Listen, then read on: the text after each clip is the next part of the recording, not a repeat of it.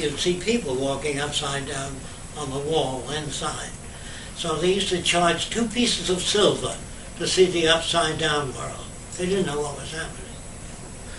Anybody doesn't understand what I'm talking about? We do. Okay. I understand, but why? Now this upside down world suggested the box camera. That's where they got it from. Nobody sat down and says, I got to invent the camera. And that's more bullshit you get in school. That somebody invented the wheel. That was the beginning of the technical age. The wheel. That's another piece of bullshit because it's highly improbable that anybody can sit down and say, I need a wheel. I think a tree fell over on another tree and somebody pulled it and the bottom one rolled. You know what I mean? And that's suggested. Do you know, everybody doesn't know what I mean by that? That's a highly probable. But if there was one little stone in the way, that would stop it from rolling. So they shaved the bark off the middle. This took a long time. Nobody just sat down and says, gotta have a wheel. And so eventually there were larger units at the end, and when you pulled it, then they put a stone, big heavy object, and moved them by putting these in front. That's what I mean by nobody invented the wheel. In fact, nobody invented anything. Here's where it comes from. I'll try to answer your questions as you go on. Let's say the guy that said, what about the camera? He said, I'll grant that for you. He's getting angry. I don't know why. He said, what about the movie camera? There's no goddamn movie camera out there. He's getting angry. So I said, in China years ago, I'll try to make a drawing to show you what happened in China. They used to make paper out of bamboo. It's called bamboo paper. And this is a bad drawing of a lot of pages stacked. Can you see that? Oh, yeah. When you flip the pages. Okay. They used to bind it together, sometimes with reed, or they bind it around and make a book. This is over 1,500 years ago. But then they used to write the Chinese characters straight up and down, which I'll show you. They used to write their characters up and down on the pages of bamboo. Then they used to make a mark in the corner, another Chinese character, to identify different pages. 30 years after they invented that, some guy happened to flip it fast. You know what happens at the corner mark? It jumps all over the place. Everybody doesn't understand that? So a Chinese artist drew successive pictures of a... We talk at each other. Have a nice day. You know, why a nice day? Have a nice life. Why do you wish him a nice weekend? I don't understand that. Because it's bullshit. There's no meaning at all. When a person says, how are you, Jock? I said, I need $3,000 for an operation. Can you let me have it? He said, no. I said, why do you ask me how I am? The world you live in is just awful. Now, that's why you have psychologists, another bullshit profession. Anybody that tries to adjust you to this system has to be somewhat nuts, including psychiatry. Because they try to adjust you to whatever system they're in. Now, the German scientists fell in line with Hitler. The Italian scientists fell in line with Mussolini. The American scientists fell in line with America. There's no such thing as a scientist. Most of them are specialists.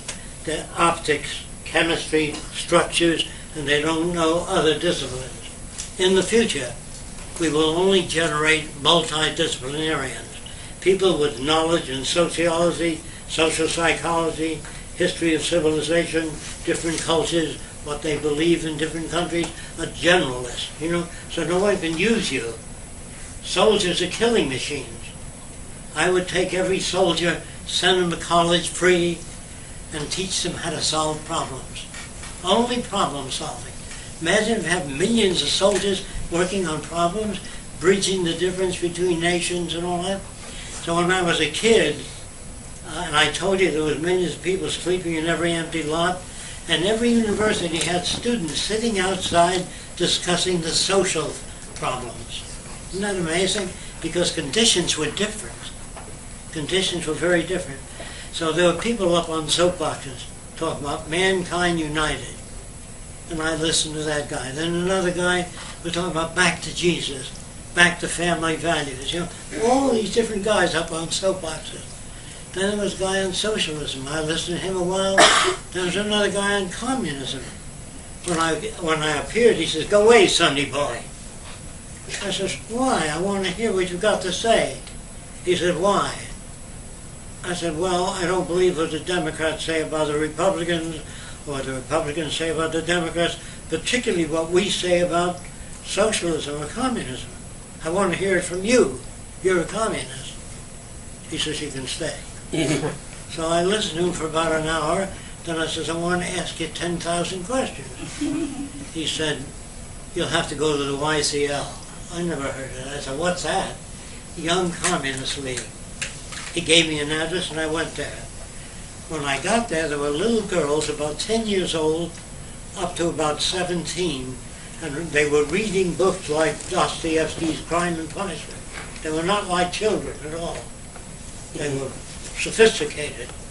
And I said, "My God, how come they don't reach Jack and the Beanstalk?" You know, they were dealing with reality. So I stayed there for about an hour, and I raised my hand. I said, "If you get into power, how are you going to prevent corruption?" They said, "Well, we're not corrupt." I said, "I don't doubt that. But if somebody is corrupt, how will you prevent it?" "Well, when that time comes, we'll work on it." I said, "How are you going to house millions of people?"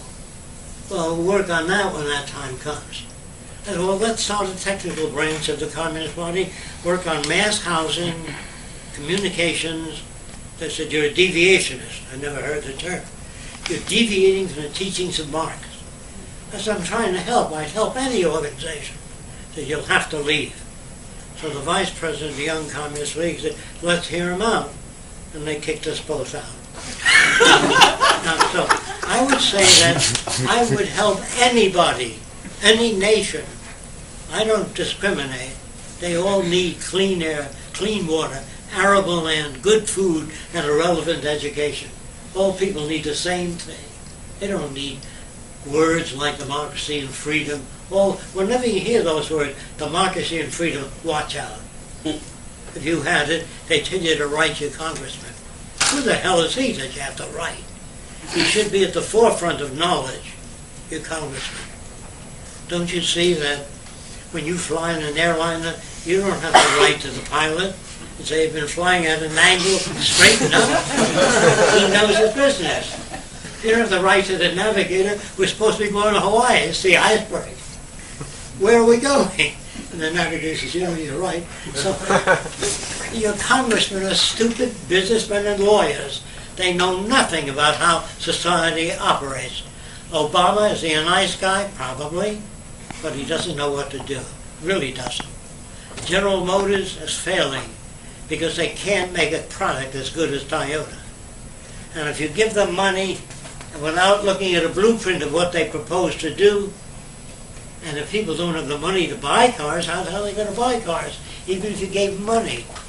So the system is insane. It's going to collapse all over the world, not just here.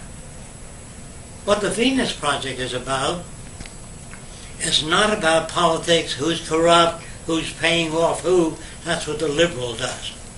Free Speech TV tells you about the liberal and the guys in government that are corrupt, but they have no solutions. What do you do about it? And that's where Zeitgeist came in. When the first film came out, Peter Joseph was bombarded by phone calls. "You're right, what can we do about it?" He said, "I don't know." So Roxanne sent him our book called The Best That Money Can't Buy. It's a moneyless society. He read it and he flew out here right away and he shot for days. And he made a film on these. He says, "You're the only one I've ever heard of in the world that offers a way out." So I said, "Well, what about all the other problems that society is confronted with?"